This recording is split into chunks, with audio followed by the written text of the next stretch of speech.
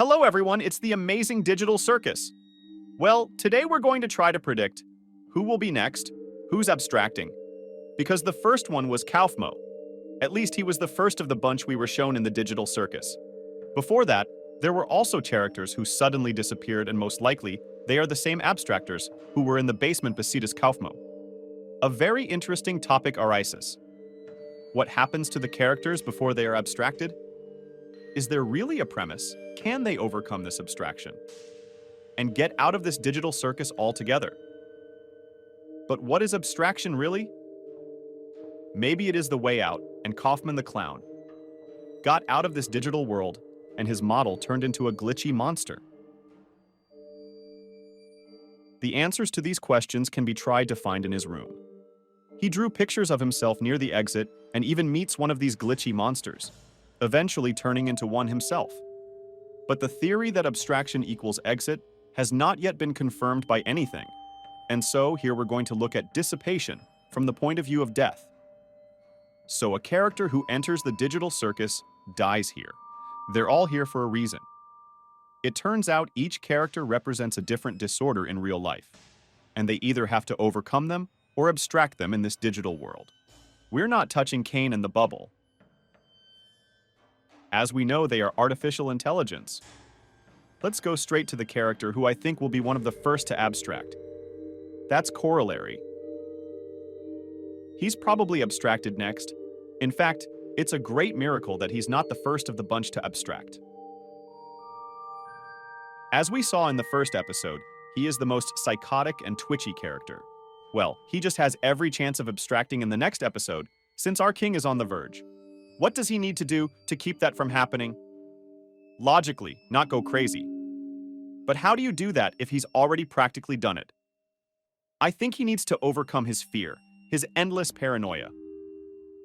On the whole, if you look at him that way, he's a normal, quite reasonable character, despite his pronounced cowardice. He's occasionally brave. He calmly talks to the Queen of Glowing, who is ready to eat him right now. He goes to save Zubal, and Zubal herself at the end says that she is surprised that Corollary should have abstracted himself first, as if it was a hint that he will stay with us until the end. And yet, Corollary will manage to overcome his paranoia, and maybe then through overcoming his complexes, fears, it will be possible to find the most cherished way out. And no matter what, I think Corollary has a good chance. Gangle also has a high probability of being abstracted, and if you think that all she has to do is put on the mask of joy, or the so-called mask of comedy, and everything will be fine, then no, you are sorely mistaken. Gangle may be able to change faces, but I think her real face is the mask of tragedy. As the author himself said, the mask of comedy is the most fragile, which as if it could be a hint that these are not her real faces. There's some image from the same author where Gangle is standing near a mirror, and there are masks of comedy all around her, but no mask of sadness. She's just wearing it. And it turns out that Gangle, in order not to be abstracted, has to stop depending on her mask. Zubal, on the other hand, has a completely different problem. She just doesn't identify herself in any way. She doesn't know who she is, who it is, who he is, who they are. And at this rate, until Zubal accepts herself, she can abstract herself. By the way, as far as I know, the writers have told us that there will be a whole third episode devoted to Zubal. And maybe then she will face a choice: accept herself or dissolve into pixels. As we know, Zubal has her own chest or box with the rest of the items that are part of her body. Maybe through endless permutations of these combinations, she can find hers, and eventually she can like herself. Or maybe she will eventually accept herself for who she is. Yes, she's unusual, she's a mess, but isn't that what makes her unique? She can literally be anything she wants to be. In fact, if you feel like you're nothing, then you can be everything, and that will likely be her personal challenge. Ragatha. She's acting weird. By the way, in the first episode a little more and she would have become one of the abstracted, but not because it's some kind of problem with her, but because she was infected by the abstracted. But can she become that on her own? And will she be the next one? That's a possibility too. At some points, we see the real Ragatha, her experiences. She's also like Pomni, thinking about getting out, but still she comes to the realization that she's stuck here forever. But why be discouraged? Stuck, but in a bright world. And you can occupy yourself, and do not need to think of anything, because there is Caine, who every day holds events related to the next adventure. You can distract yourself from the bad thoughts that are constantly imposed on you. That is Ragatha.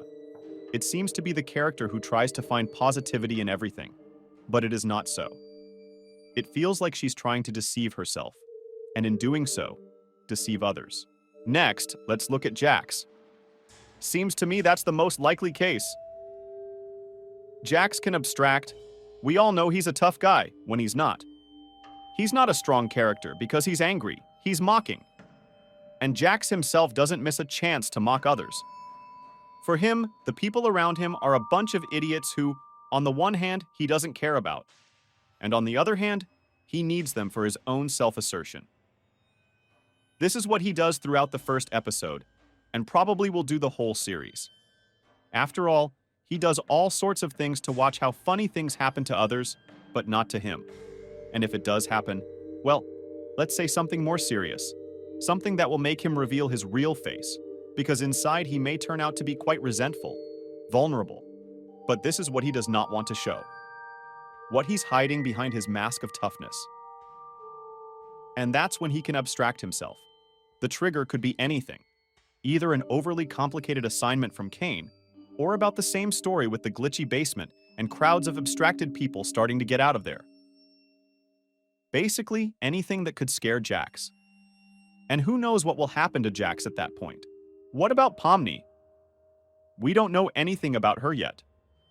The pilot was an opening for us, as well as for Pomni, into the digital circus. So we are looking at everything from her side. We don't understand anything yet, but maybe she came into this world for a reason. She tried to get into the digital circus, but she didn't expect it to be so realistic. And it's ironic that at the beginning she tries to get out by any means possible, going through all kinds of obscure doors, and at the end, when she faces the choice to leave or stay, she'll choose to stay because she'll remember what her life was like before and why she put on that headset in the first place.